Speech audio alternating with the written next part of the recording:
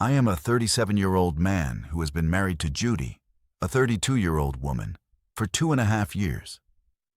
It's tough to pinpoint a single moment that defines everything that has happened so far. But I believe things took a turn for the worse. After that annoying phone call, I was in the living room watching football highlights I missed from the previous day when my wife's phone began to ring. Annoyed by the ringing phone disrupting the game commentary, I brought it to her in the kitchen and asked her to handle the call. Then the phone rang again, and she seemed ready to confront the caller. Since both of us worked in the corporate world, Judy had a rule of not letting work intrude on our home life. She thought it was important to separate our professional and personal lives. She maintained her privacy and encouraged me to do the same. She never answered work-related calls on weekends and preferred to handle urgent matters via email. I walked towards the kitchen exit, half expecting her to explode, but it didn't happen. She fell silent, and her expression changed. It wasn't until dinner that she revealed what the phone call was about. They're transferring us out of state. She said, "Transfer why?" "Where?" I inquired.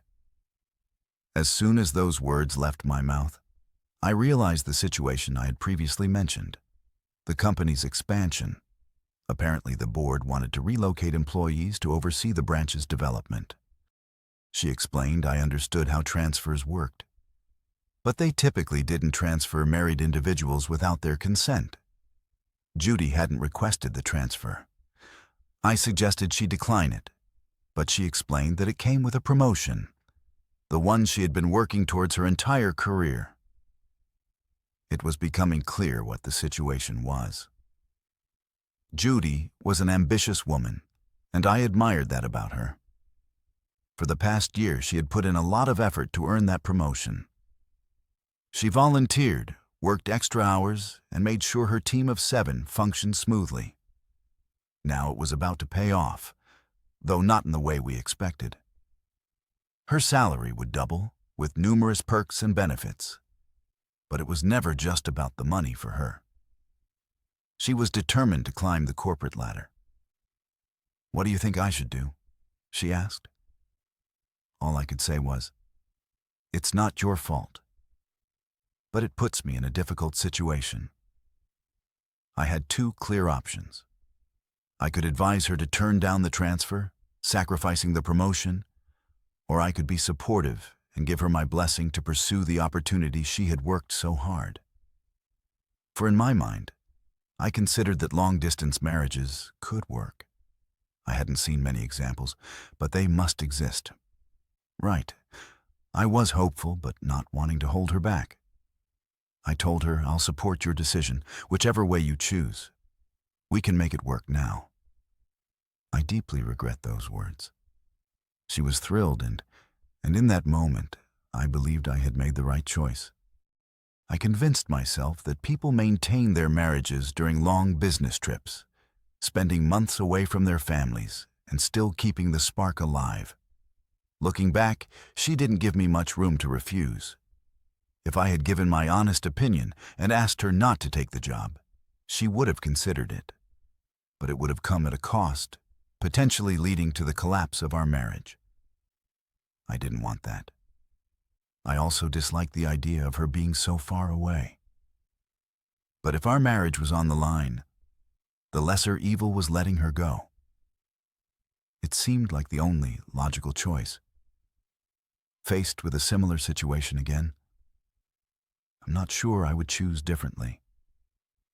She spent the evening thanking me for being understanding, but I couldn't shake the irritation I felt. I realized that my wife had manipulated me into making a decision in her favor. She had baited me, I was certain. However, she seemed genuinely excited. After all the travel arrangements were made, we had a long discussion about how to make the marriage work. Naturally, we decided to call each other every day to stay involved in our daily lives. The thought of infidelity never crossed my mind, because I believed Judy was too focused on her goals to consider it. Her company agreed to give her 5 days off each month.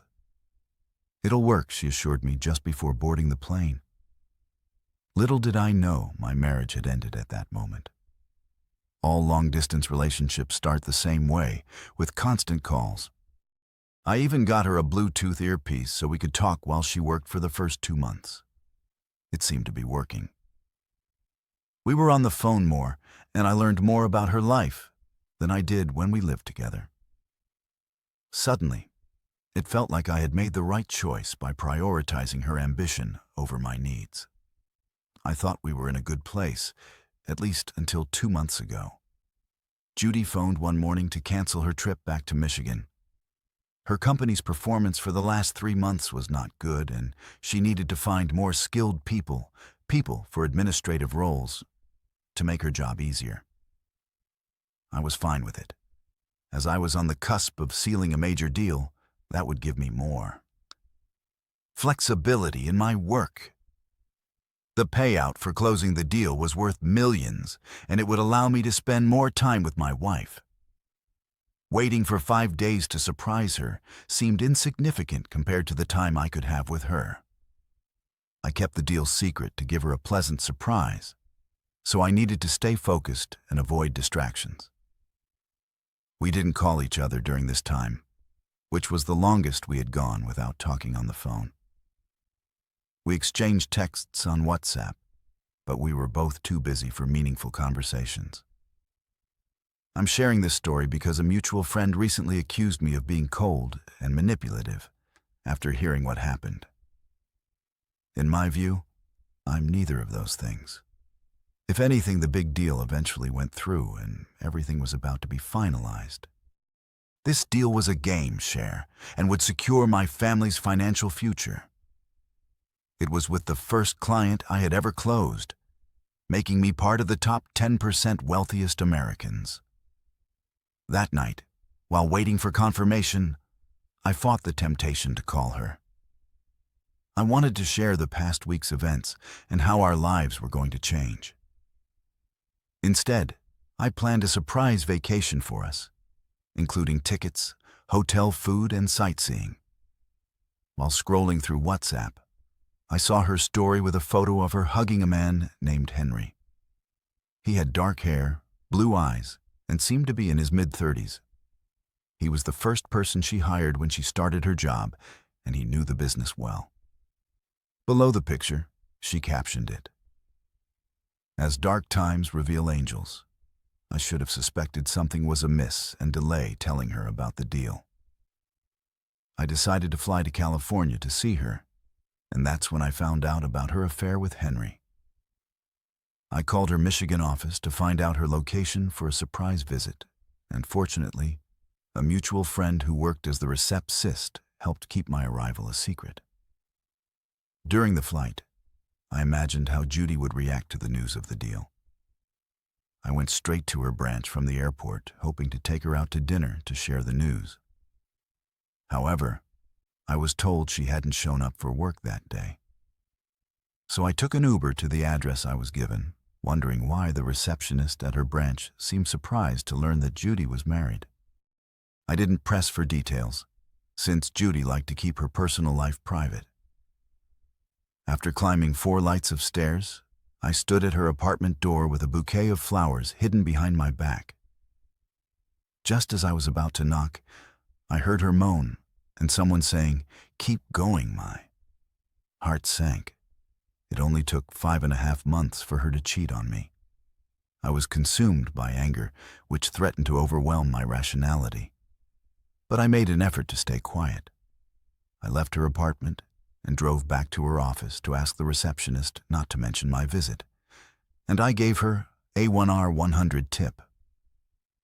I also stayed in a nearby hotel to keep an eye on her. During the week that followed, I trailed her in a rental car, and she didn't suspect a thing. She followed a pattern between work, yoga, and her apartment, making it easy for me to monitor her movements. This is how I realized she spent a lot of time with Henry, and it wasn't difficult to figure out he was the one she was having an affair with. I tried calling and messaging her during this time, but she used work as an excuse and pleaded for space to sort out her profession life. It was at that moment I decided not to let her manipulate me any longer. I prepared divorce papers and waited for her to return home with Henry. It seemed like they spent most of their time in bed, because as soon as I arrived at her door, all I could hear were moans and grunts. I unlocked the door quietly and entered her bedroom, recording with my phone. It was gross to watch, but I recorded a full minute of their night out before revealing myself at that moment as she scrambled for clothes. I felt empowered, though it was a sad and painful experience. Her distress when I told her I'd share the video with her colleagues and family unless she signed divorce papers justified my actions. She begged for forgiveness, claiming she'd resign and seek therapy. But I was repulsed by her. Who wouldn't be? Every time I saw her, I couldn't shake the image of her with Henry, which made me want to vomit. Her requests were impossible, and I wouldn't entertain them. She said she'd resigned when she dropped off signed divorce papers. But I still sent the video to her parents to show them the child they raised. Regarding some comments, it seemed like she was already out of the relationship when she took the job. She likely wanted this for a while and may have been cheating on you for some time. She manipulated you into accepting the job, leaving you no real choice. Major, life-changing decisions like that can profoundly affect a family. Now it's been 5 months since the divorce, and I wanted to update you. A while back, my wife moved to another state to oversee her company's new branch, and started an affair with a co-worker, which I discovered during a surprise visit after the divorce. I took some time to regroup and even went on a week-long vacation to the Dominican Republic, a great place, by the way. One evening, I received a Reddit notification about my initial post. When I wrote it, I was mostly venting my anger, frustration, and disgust. Surprisingly, it gained a lot of attention. While reading the comments, one stood out, written by someone who had gone through a similar situation a few years ago. He mentioned feeling miserable for not getting sufficient revenge to satisfy his spirit. It may sound strange and unpopular, as many people seemed content with me simply exposing her infidelity to her parents and getting her fired without going further. It was somewhat satisfying to witness her relationship with her parents fall apart due to that video. But aside from that, it seemed like I hadn't accomplished much. The last I heard she was staying in a motel and working at a nightclub, which oddly suited her as a cheater. About 3 weeks after I returned from my trip to the Dominican Republic, she showed up at my door begging for my forgiveness and to take her back. It was quite entertaining watching her with puffy, bloodshot eyes from either crying or dealing with some issues. Regardless of the situation, it didn't concern me much. She was already an emotional wreck. My focus shifted to the guy she cheated on me with, Henry. I let her in, and she seemed to think I was reconsidering the divorce, because she immediately started explaining her actions, claiming she never thought I'd actually go through with it. She even said she'd lost her parents' respect and I had already punished her enough.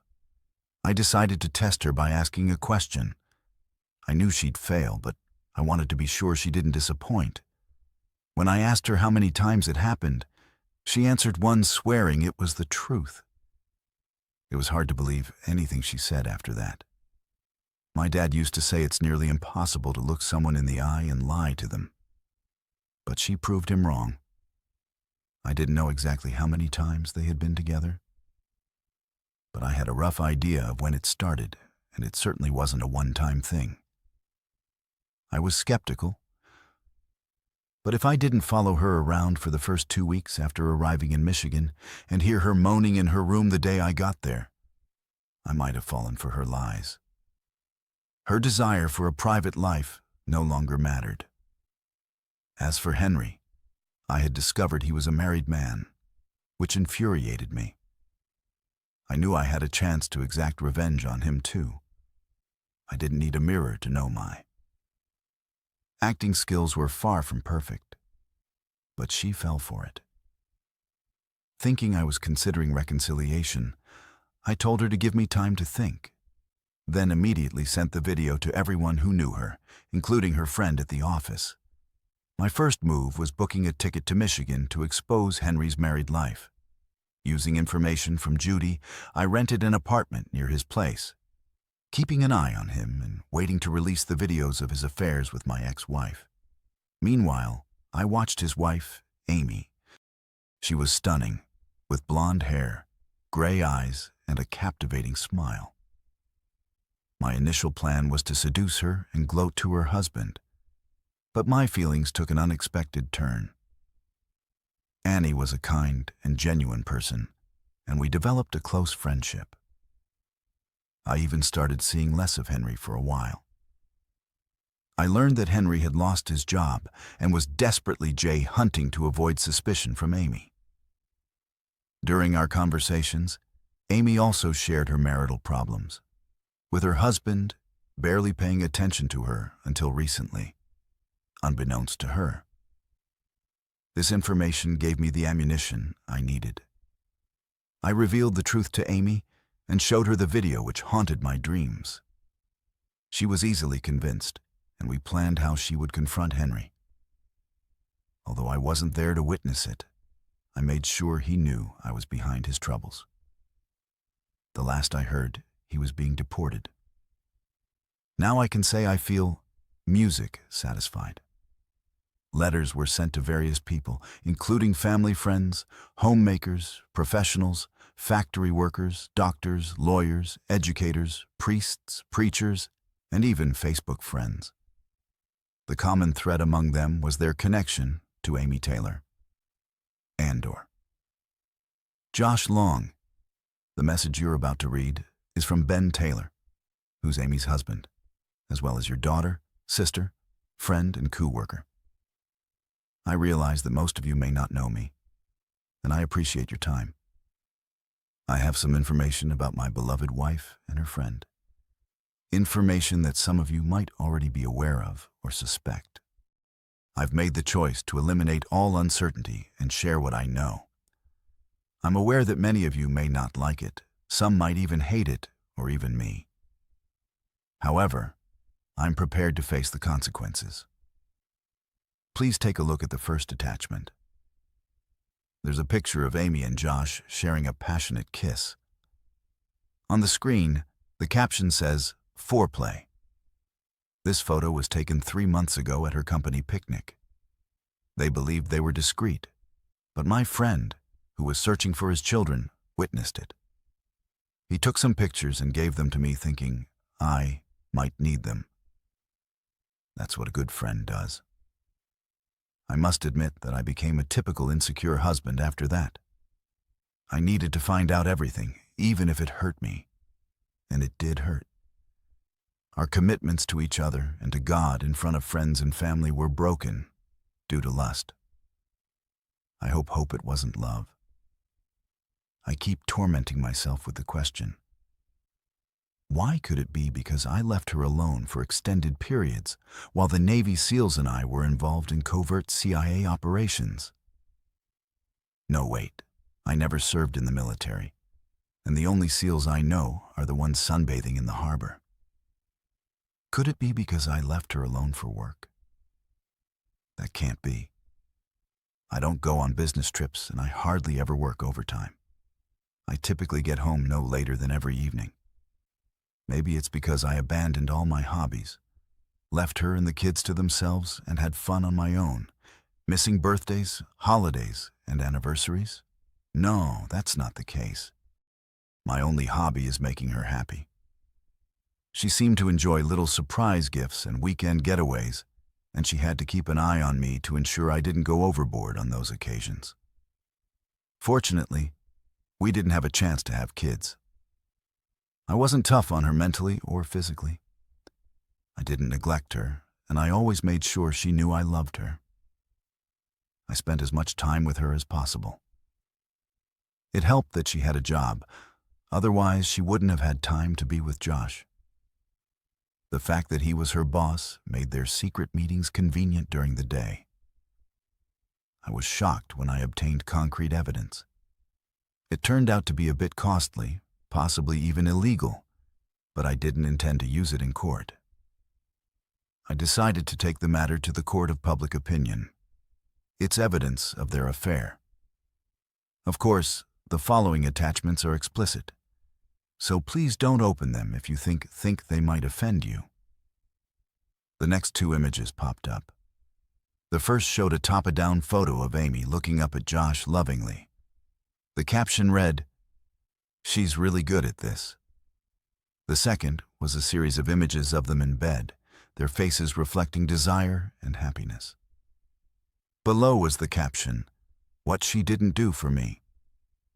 I apologize if this offends you, but I needed to remove all doubt. Why am I showing you these pictures? Because I've filed for divorce. Many of her friends have asked if I'm sure about this decision, if it's a mistake, if we should see a counselor if she's sorry, if it won't happen again, or if we should try to forget it. Her mother, whom I loved as my own, won't try to make me change my mind. Her father, whom I respect but never truly loved, will attempt to reason with me. I'm sorry for involving all of you in this situation. My strongest desire is for you to leave me alone. This is primarily between my wife and me. Well, not entirely. I didn't account for Josh. I owe an apology to his wife, Sunny. You didn't deserve to face this, or to your two children, who are what and 5. Now perhaps he'll change, and you can forgive him. It's your choice. I also apologize to his company and its senior management for involving them in the impending lawsuit. In the end, all their meetings occurred in their office. I believe the supply staff now knows why there's a couch in his office. Just a suggestion. If you're giving that couch to someone else, make sure it's thoroughly clean first. I may not be able to use these pictures, but my attorney can obtain statements from their co-workers. I highly doubt they'd take responsibility for the company. In any case, many people will have difficult times ahead to sum it up. Here's why I chose to handle it this way: to eliminate all uncertainties and not waste any more time. After all, a picture is worth 1,000 words, isn't it? Amy is about to be served with divorce papers, and it should happen any moment now. I'll try to start a new life without her. Amy, I'm sorry if I couldn't meet your needs. If, from the beginning, you had told me about your feelings for someone else and left, it would have hurt me. But I would have respected your decision. Instead, you chose to have your cake and eat it too. Well, the cake is gone, Amy. I'm pretty sure you'll regret it, or maybe not. Maybe you're relieved, I found out. So you and your lover can live as you wish. It's over between us. I've moved out, taken what I needed, and everything else is yours. All communication will go through my lawyer, and I've made up my mind never to speak to you again. I don't want explanations. I don't want to know why. I don't want to hear about second chances, as I won't even consider them. Go ahead, Amy. Leave me be. The entire office was shaken when Amy let out a scream and fainted at her desk upon seeing a picture of Josh with a knife through it. Co-workers rushed to help her, and soon the news spread. An email containing the shocking information had been discovered by one of the administrators. Work came to a near standstill. Josh, unaware of the commotion, was startled to see the HR director standing at the door. "Is it true?" the director asked without preamble. "Is what true?" Josh replied, baffled. The director entered the room and closed the door behind him with a slam. "Is it true that you and Amy have been having an affair here in the office?" Josh turned pale, and the director could see he might faint. It was a clear confirmation. "You've been a fool. Do you realize the damage you and Amy have caused? Many of our major clients are religious charities. How do you think they'd react to the news that two of our senior employees engaged in inappropriate conduct on company premises during working hours? After a brief pause, the director continued, his breath heavy. I've just come from a meeting with senior management. The CEO called and demanded verification. He's already received calls from the Archbishop, the president of a Baptist charity, and Rabbi Fredman. Things are not looking good. He paused again and stared at Josh. I want you out of here in 15 minutes. You are suspended pending an investigation. No, wait. Make it half an hour as we speak. Amy is being escorted out of the office, which you haven't seen yet. Check your email for the message her husband sent, the director added. As he left, Josh's hands trembled as he hit the button. What had started as a casual secret affair was now causing chaos in their lives. He had hoped it would remain fun and hidden from everyone, but their feelings for each other had intensified, leading to promises that their spouses wouldn't discover their infidelity. He realized that Sunny, Josh's wife, must be in a desperate situation. Oh my God, Sunny. He exclaimed loudly and quickly dialed her number. To his surprise, she answered the call seemingly calm. Maybe she hadn't seen the email yet. Her voice, cold and emotionless, broke the silence. Is it true? She asked.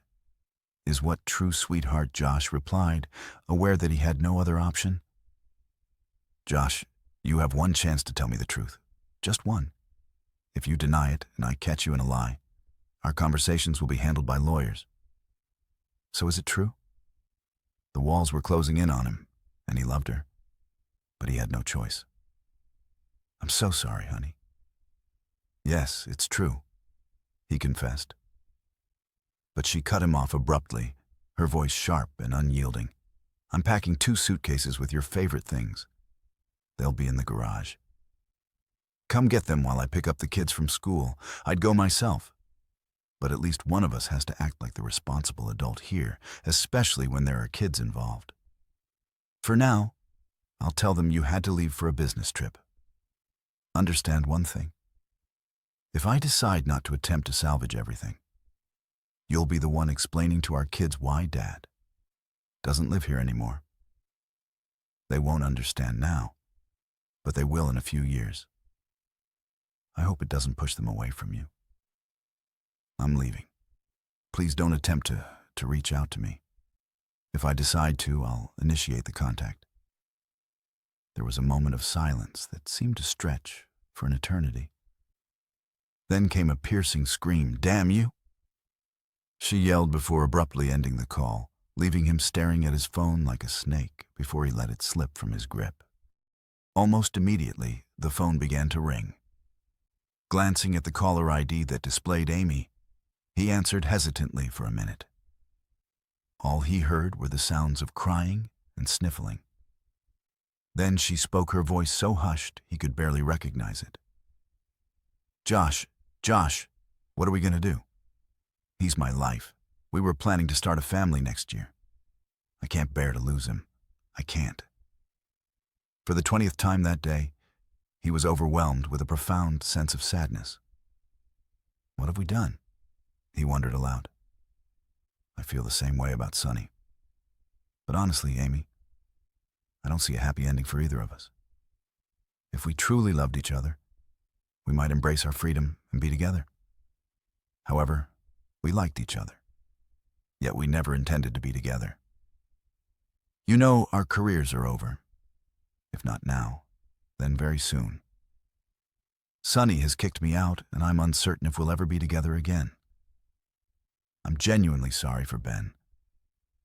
Do you think that if I talked to him explaining there was no love, it might help? I'm willing to do that. No, she replied resolutely. I believe the best thing for you right now is to keep as far away from us as possible. Every time he sees you, he'll remember what we did. He's never been violent, but he's never been hurt like this. I'll speak to you later only if I believe it's a good idea. She paused briefly before adding, "No, I don't think it's a good idea. All they need to do is discover that we're communicating, and that would undermine everything we're trying to rebuild. I'm sorry it has come to this. Amy, you know I never meant to hurt you." "I feel the same way," she replied with a sigh. "I hope things work out with Sunny. I know how much you love her. I can't believe we were ever that foolish. Goodbye, Josh, and good luck with that." She hung up, leaving Josh alone with his thoughts. As promised, Ben never spoke to Amy again. He remained uncooperative, refusing negotiations and court-mandated counseling sessions. Instead, he opted to face a contempt charge, turning up at the office to be served with the charge by the jail. Confused police officers took his statement, and after no arrest warrant was issued. The judge exped Resed's skepticism, but sent him to jail over the following weekends, releasing him on Sunday nights so he could attend work. Amy eventually canceled the counseling sessions, admitting defeat. The divorce proceedings dragged on for nearly a year. Amy still harbored a flicker of hope that Ben would return. But when her mother saw an announcement of his upcoming wedding, she gave up hope. On Ben's wedding day, Amy, overwhelmed by emotions, got drunk for the first time in 2 years. While time might not completely heal all wounds, it made the pain more bearable. Eventually, Amy began dating again. She had 2 serious relationships that ended without her sharing her past. But she finally met a man who loved her enough to let the past remain behind and focus on the future. They married, and they were happy. Amy was cautious in her interactions with other men, particularly at work. Her colleagues jokingly referred to her as a nun because she rarely attended social events and kept her conversations with men strictly work-related. 2 years after her wedding, she unexpectedly ran into Ben. He had left town after reaching a confidential settlement with her former company to avoid a court case. He was back in town for his sister's 25th wedding anniversary celebration. Amy saw him sitting on a park bench by chance. Initially, she wasn't sure it was him. He appeared thinner and had some gray hair. She considered speaking to him to finally apologize for her actions, but changed her mind when a tall woman with fiery red hair approached, holding a boy around 2 years old and a girl of about 6 or 7 years. The girl had red curls, like her mother's, and the boy had dark curls. The girl leapt into Ben's lap, and the woman took the younger one in her arms. Ben rose, holding the girl, kissed the woman, and left. Amy realized that she had caught a glimpse of the future that was supposed to be hers, and wiped away her tears. She returned home to prepare her husband's favorite dinner. Josh and Sunny managed to reconcile. After 15 months of separation, she insisted on counseling both individually and as a couple, and they also established a rigorous prenuptial agreement. Josh apologized so much that Sunny eventually lost her patience and warned him that one more apology would lead to her departure. Josh transformed into a different person, rarely leaving Sunny's side, and he became a devoted family man. His new job paid less than his previous one, but he received raises and bonus for his hard work. It took him 6 years to regain his footing, and Sunny continued to work to make ends meet. Despite their reconciliation, she refused to give up her job. She occasionally went out with colleagues for drinks or attended quarterly work seminars, and her independence bothered Josh. But she was secretly pleased by it. Their life was different from the past, but they were committed to building a better future for themselves and their children. One day, Josh realized that he and Amy had been living bed life approximately 12 times, with an average duration of 30 to 45 minutes. Considering the longest estimate, it amounted to about 9 hours, a stark contrast to the years of suffering and the devastation of Amy's marriage. Was it worth it?